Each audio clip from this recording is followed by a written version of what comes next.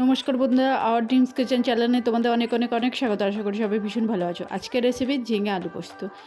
ভীষণই সহজ পদ্ধতিতে বানাবো, কিন্তু এতটাই টেস্টি হয় যে এর স্বাদ মুখে লেগে থাকবে। আর এই গরমেতে এইরকম ঝিঙে আলু পোস্ত হলে আর তো কিছু লাগবেই না। চলো রেসিপিটি দেখে নিয়ে যায়। এর জন্য নিয়েছি পোস্ত আর কিছুটা পরিমাণ সাদা তিল। আমি পোস্ত আর সাদা তিল অল্প একটু লবণ দিয়ে এই শুকনো অবস্থায় আমি একটু গুঁড়িয়ে নেব।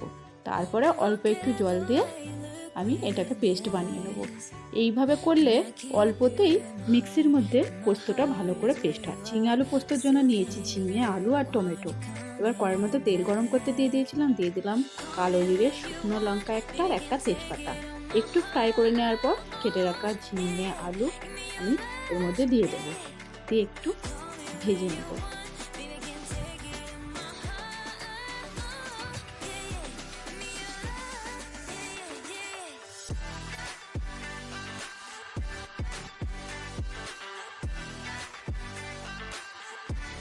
এইভাবে ঝিঙে আলুটাকে ভেজে নিতে হবে।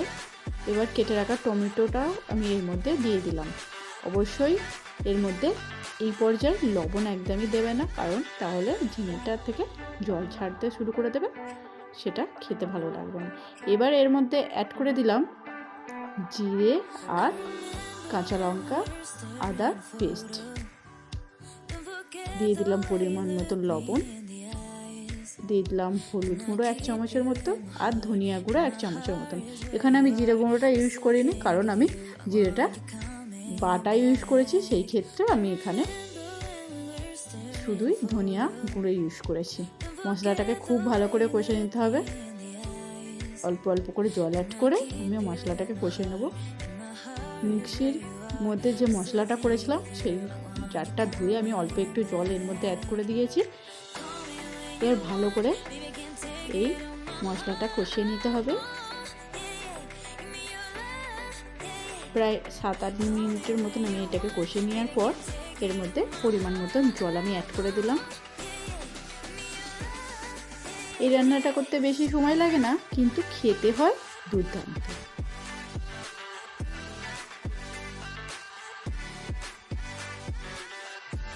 পাঁচ মিনিটের জন্য আমি মিডিয়াম ফ্লেমে ঢেকে দিয়েছিলাম। 5 মিনিট পর একটু আলুটা সিদ্ধ হয়ে যাওয়ার পর এর মধ্যে পোস্ত আর যে সাদা তিলটা বেটে রেখেছিলাম অ্যাড করে দিয়েছি। আবারও 5 মিনিটের জন্য আমি এটা লো ফ্লেমে ঢাকা দিয়ে রাখবো। দেখো 5 মিনিট পর আমাদের ঝিঙে আলু পোস্তটা রেডি হয়ে গেছে। একটা সুন্দর স্মেল আসতে শুরু করেছে, আর গরম ভাতের সাথে জাস্ট কোনো কথাই হবে না এই রেসিপিটা থাকলে। আর এই রেসিপিটা যদি ভালো লেগে থাকে অবশ্যই কমেন্ট করে জানাবে, আর ভিডিওতে লাইক দিতে ভুলবে না, আর চ্যানেলটিকে অবশ্যই সাবস্ক্রাইব করে নেবে, আর ভিডিওতে বন্ধুদের সঙ্গে অনেক অনেক শেয়ার করে নিও।